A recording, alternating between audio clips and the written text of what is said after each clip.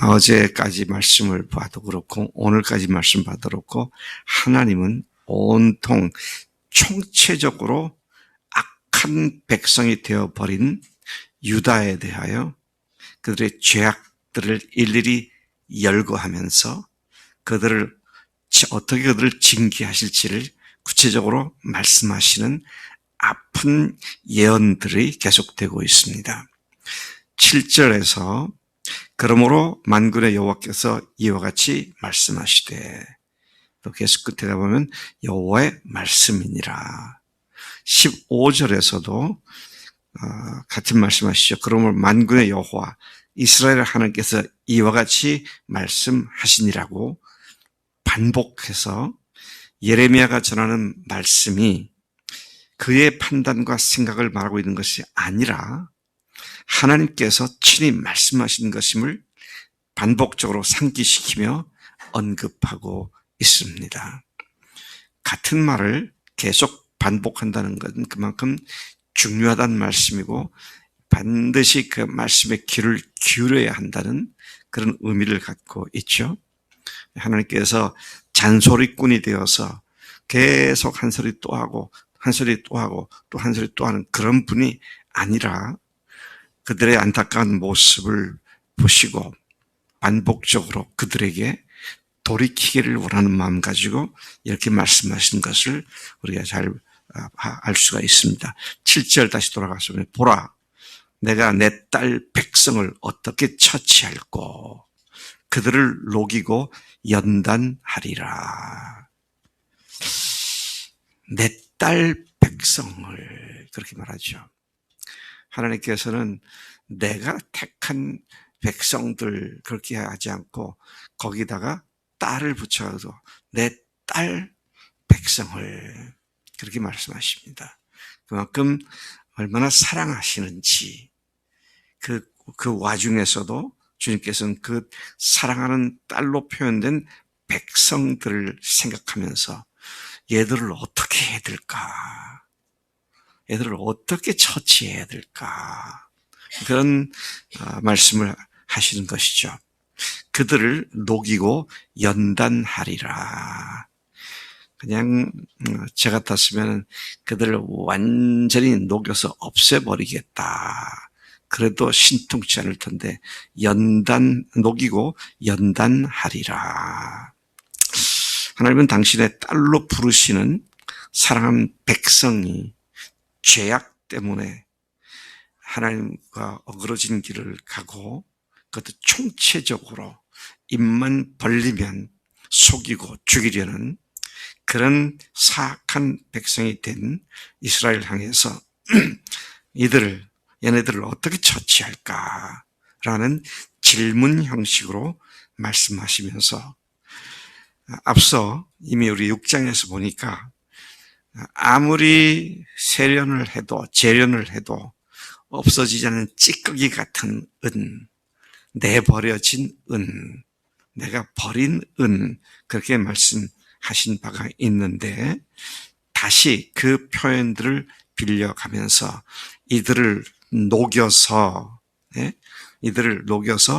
연단하겠다. 그 말은 뭡니까? 녹여 없애버리겠다가 아니라 녹인 뒤에 다시 재련하여 불순물들을 제거하고 이들을 내가 다시 사용하야겠다. 참 하나님의 한도 없고 끝도 없는 사랑의 모습을 다시 확인하게 되는 말씀인 것이죠. 어떻습니까? 이래서 사실은 이 예언이 있은 지 불과 80년 정도 채 안 돼서 이스라엘이 남왕조 유다가 지구상에 영원히 국가로서는 사라져버렸잖아요. 북이스라엘은 이미 그 전에 사라졌고 남왕조 이스라엘이 유다가 사라졌는데 어떻습니까? 국가는 사라졌지만 그 후에 다시 바벨론에서 포로로 돌아와가지고 돌아와서 명맥을 이어가고 있던 민족들 속에서 예수님을 탄생시켜 주셨고 그 예수님을 통해서 온 인류가 구원받는 잘못된 자리를 얻게 되었다. 그런데 여러분 어떻습니까? 또 이스라엘은 그 예수님을 잡아 죽이고 주후 70년에 완전히 예루살렘 성이 돌 위에 돌 하나 남지 않고 완전히 파괴가 되었죠. 그러면 2000년 동안 영토 없는 민족이 되어서 전 세계를 돌아다니며 천덕꾸러기, 구박덩어리, 2차 대전 때는 우리 600만의 이스라엘 사람들이 학살을 당하는 그런 비참한 결과를 겪어서 완전히 망한 것 같았던 그 나라가 우리가 사는 이 시대에 다시 독립을 해서 하나님의 사랑의 영원함을 드러내고 있는 그런 현장을 우리가 오늘 역사 속에서 분명히 보고 있습니다. 하나님은 당신이 택하신 자들을 반드시 구원하시고 세우시는 하나님이시다라는 것을 보게 되는 것이죠. 그들을 마치 쇠붙이를 맹렬한 풀무불에 녹여버리듯 그들을 녹이겠다고 할 수밖에 없는 그들의 죄악된 상태를 8절과 9절 그리고 13절과 14절에서 다시 낱낱이 말씀하고 있습니다. 8, 9절에서는 그들의 혀는 죽이는 화살이라 거짓말을 하며 입으로는 그 이웃에게 평화를 말하나 마음으로는 해를 꾸미는도다. 참 무서운 거짓된 입을 가진 사람들이다. 그렇게 말씀하십니다. 입과 혀를 놀려 하는 말이 거짓말인데 그 거짓말을 통해 사람을 죽이고 또 이웃에게 입으로는 평화를 말하지만 실상은 그를 해치고 죽이려는 의도를 갖고 있음을 꿰뚫어 보시는 하나님께서는 그러한 그들의 숨은 진짜 동기를 아시기 때문에 그들을 벌하지 않을 수 없고 이런 못된 나라에게 보복하지 않을 수 없다고 말씀하십니다. 보복이라는 말을 쓰셨어요. 왜 보복의 말을 쓰셨는가? 13, 14절을 보면 그 이유를 알게 되는데 하나님을 배반하고 거역하고 하나님을 대적하는 그들에 대해서 보복하지 않을 수 없다. 모든 거짓된 것은 하나님께서 반드시 징벌하시는 분이심을 선포하고 있는 것이죠. 13, 14절에서 나타나고 있는 그들의 죄악성을 보면 그들이 내가 그들의 앞에 세운 나의 율법을 버리고 그 목소리를 순종하지 아니하며 그대로 행하지 아니하고 그리고 14절에 그 마음의 완악함을 따라 그 조상들이 자기들에게 가르쳐 준 바알들을 따랐습니다. 그렇기 때문에 그들을 징계하신다고 그 죄악상, 징계에 해당하는 죄악상을 밝혀주셨습니다. 하나님의 말씀을 버리고 그 말씀에 귀를 기울이지 않고 또 혹 들어도 순종치 않는 것이 모든 문제의 출발점입니다. 우리가 똑바로 알고 이것을 잊지 않고 이렇게 되지 않아야 한다. 모든 문제의 출발점은 하나님의 말씀에 귀를 기울이지 않고 듣지 않고 내 마음대로 사는 그것이 모든 죄악들의 출발점이다 하는 것이죠. 구약 전체를 통해서 율법을 주셨고 하나님께서는 율법이 하나님의 뜻이니까 그 율법에 귀를 기울이라고 구약의 39권이라고 하는 방대한 분량을 다 집약을 하면은요 결국 뭡니까? 하나님께서 하나님의 말씀을 듣고 순종하라는 겁니다. 아주 단순화시키면 그게 핵심이에요. 내 말씀에 귀를 기울이고 말씀대로 순종해라. 그러면 너희들이 복을 받는다. 근데 말씀을 등한히 여기고 말씀을 듣지 않으면 말씀대로 행하지 않으면 너희들이 벌을 받는다. 이게 신명기 29장 30장에서 저주와 복에 관한 말씀을 그렇게 요약을 해주고 있는 것이죠. 또 그 말씀을 순종치 않을 뿐만 아니라 그러니 어떻게 됩니까? 그 마음이 하나님의 말씀으로 날마다 새로워져야 하는데 딱딱하게 굳어져서 엉뚱한 바알신을 섬기는 그런 하나님 앞에 배역하는 자들이 되고 말았다. 하나님께서 그들의 그 죄악들을 밝히시고 징계하신다고 말씀하십니다. 오늘도 마찬가지 아닙니까? 하나님이 결국 우리에게 뭘 원하시는가? 아주 단순해요. 주의 말씀을 듣고 순종하는 것. That's it. 그 이상도 그 이하도 아닙니다. 성경을 얼마나 알고 모르고 이런 것 문제 아니고요. 주님의 말씀에 귀를 기울이고 그 말씀대로 순종하는 것.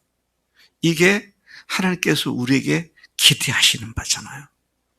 근데 그렇게 할 수 있도록 어떻게 하셨어요? 우리에게 예수님을 통해서 그분의 죽으심과 부활을 통하여 영원한 생명도 주셨고 성령님까지 주셔서 우리 속에서 하나님의 말씀을 생각나게 하시고 깨닫게 하시고 말씀을 조명시켜 주시고 또 순종할 수 있는 그런 감동도 주시고 그렇게 하시는데 아예 말씀을 듣지 않고 아예 하나님 앞에 엎드리지도 않으면 어떤 일이 일어나겠는가? 그건 저주밖에 남는 게 없습니다. 구약이나 신약이나 하나님께서 우리에게 원하시는 게 뭐냐? 그러면 한 가지예요. 그분의 말씀에 귀를 기울여 순종하는 것. 이게 계속 반복돼서 구약에서도 반복하셨고 신약에서도 반복하셔서 오늘 우리가 그렇게 살도록 말씀하신 것이죠. 자, 우리 교회가 왜 목장 모임을 갖고 지금까지 마디 모임도 갖고 앞으로 그렇게 이제 재편성하는 일을 완성시키고 거기서 모여서 왜 주일날 들은 말씀과 새벽에 들은 말씀을 같이 나누고 그렇게 합니까? 그 모든 교회에서 하는 일들이 또 그렇게 산 것을 간증하자, 간증 쓰자. 왜 그렇게 합니까? 한 가지밖에 없어요. 하나님의 말씀 듣고 순종하기 위해서입니다. 박 목사가 여기서 계속 21년 여러분과 함께 살고 있는데 어떤 분들은 저 5년 살았고 어떤 사람은 10년 살았고 나래는 20년 이상 살았고 근데 박 목사가 그동안 뭘 얘기한 거야? 빨리 대답해. 뭘 얘기했어?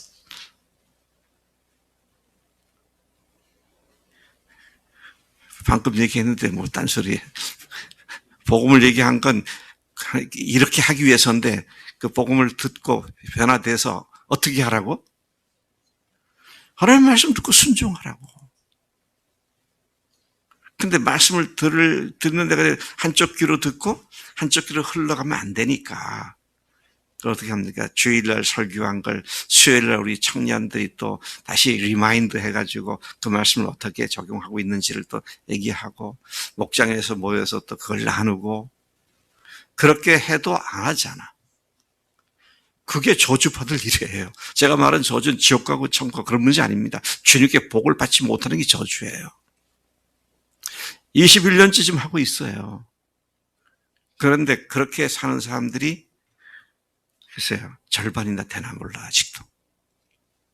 그러니까 하나님께서 여기 거창한 거 요구하신 거 없습니다.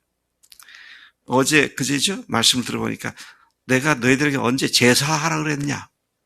내 말씀 듣고 순종하라 그랬지. 처음 출애굽할 때 내가 그러지 않았느냐? 그거 말고 내가 뭘 요구했었느냐? 그렇게까지 말씀하시잖아요. 여러분, 내가 오늘 하나님 말씀을 제대로 듣고 순종하느냐? 그러면 지난 주일날 들은 말씀이나 새벽에 들은 말씀을 갖고 일주일 동안 씨름해야 돼요. 주님께서 이 말씀을 주셨는데 나는 지금 어떻게 하고 있나? 왜 안 되지? 내가 하나님 앞에서 이런 선입견과 편견에 사로잡혀 있었구나. 주님, 이거 버리겠습니다. 성령님, 저에게서 이걸 제거해 주십시오. 그리고 영적 싸움을 일주간 살아서 그 말씀이 내 삶 속에 실제화가 되는 이게 한 주간 우리의 삶이 돼야 마땅하다는 것이죠. 예. 그러려니 우리의 영적 민감성이 아주 예민하게 개발돼야 되죠. 그 영적 민감성은 뭐가 개발해 줍니까? 기도예요, 기도. 예. 기도할 때 우리 하나님의 뜻을 살피잖아요. 말씀을 따라서 하나님의 뜻을 따라 기도하잖아요. 이게 베이직입니다. 예. Back to the basic. 예. 기본적인 것으로 돌아가야 합니다. 뭐, 평생을 목사로 살았던 저나, 뭐, 평생을 예수 믿는다고 살았던 여러분들이나, 어제 예수 믿고 오늘 예수 믿고 있는 사람들이나 똑같은 것은 말씀을 듣고 그 말씀을 순종하는 거죠. 그런데 그냥 가만히 듣고 있으면 아무 일도 일어나지 않습니다. 에린이 지난 주일 설교 제목이 뭐였어? 한참 걸려요. 성경 본문은 어디였어? 아이고, 다행이다. 그래도 생각나니까. 많은 경우에는요, 우리 교회들은 안 그러라고 제가 믿습니다만, 많은 경우에는 주일날 설교 들을 때는 주먹도 불끈 쥐고, 어금니를 꽉 깨물고, 그렇게 살아야지. 주님 도와주세요. 그러고는 예배 끝나고 물 닦아 나가면 다 까먹어요. 다 까먹습니다. 이거 도대체 언어 도단이고요. 어불성설이고요. 이건 말이 안 되는 겁니다. 근데 그렇게 살아요, 기독교인들이. 그러니 뭐 10년, 20년, 30년 돼도 하나님의 뜻도 잘 모르고 순종했을 때 하나님께 주시는 역설적인 복을 누릴 줄도 모르고 반전시키는 하나님의 은혜가 순종 가운데 나타나는데, 근데 이제 예레미야를 통해서 하나님께서 입만 벌리면 사람 죽이는 독설과 거짓으로, 오늘 그 말씀이잖아요. 말씀 들으라고 하니까 듣지도 않고, 그렇다. 그러니 교회 와서 그런 얘기를 또 듣고 또 듣고 또 듣고 하니까 그렇게는 못 살고 하니까 그다음에 목사가 싫어지는 거지. 저 박 목사 저 입에서 저 말 좀 안 나왔으면 좋겠다. 아이고 안 되겠다. 빨리 가르쳐야겠다. 뭐 이렇게 되는 거잖아요. 근데 그게 아니라 우리가 말씀을 통해서 새롭게 되니까 그렇게 얘기하는 박 목사도 교인들의 간증 통해서 힘을 얻게 되고, 네. 여러분 주일날 우리 교인들 간증하는 것이 여러분 도전되지 않습니까? 저는 어떤 때는 막 온 몸에 닭살 돋듯 소름이 끼칠 만큼 감사하더라고요. 저 입에서 저런 말이 나오는구나. 요즘은 차재광 형제 간증을 들으면 신기해요.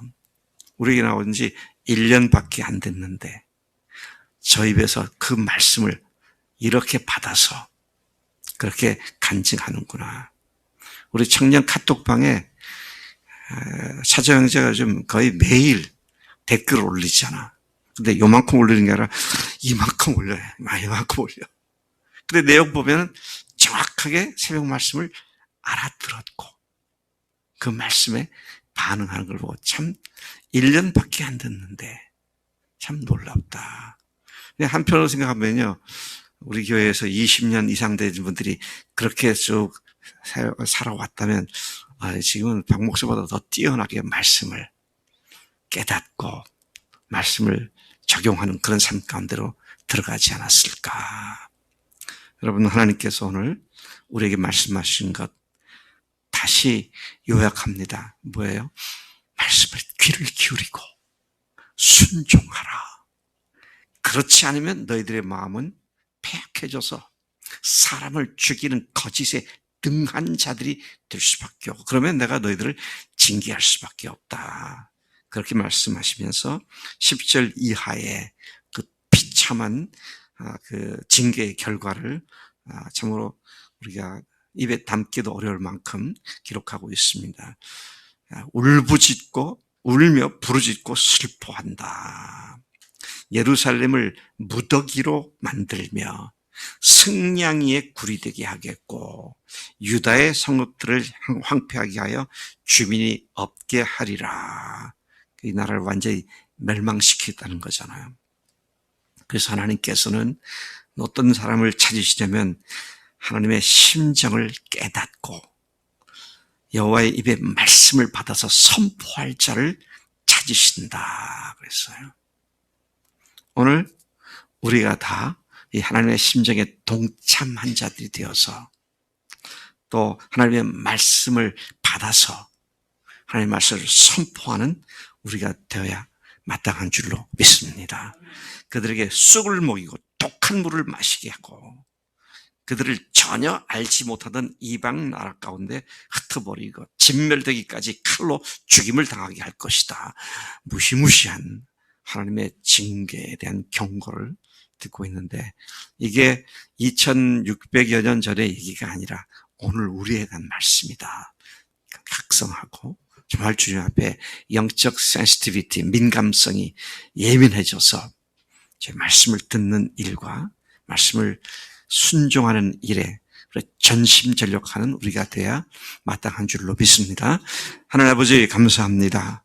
예레미야를 통하여 망해가는 나라 백성들의 영적, 도덕적, 윤리적 상태를 또 그들의 영적 상태를 낱낱이 다시 말씀해 주셔서 감사합니다. 하나님 우리는 망해가는 나라가 아니라 주님의 나라를 완성시켜야 할 승리의 나라가 되게 할 사역자들인데 하나님 이스라엘의 유다의 같은 죄를 반복하지 않도록 우리를 각성시켜 주시고 말씀에 귀를 기울이게 하시고 그 말씀으로 기도로 날마다 거룩한 삶을 이루는 우리가 되도록 역사해 주신 줄로 믿습니다. 그 일에 전심전력하겠습니다. 감사하고 예수님의 이름으로 기도로 쌉나이다. 아멘.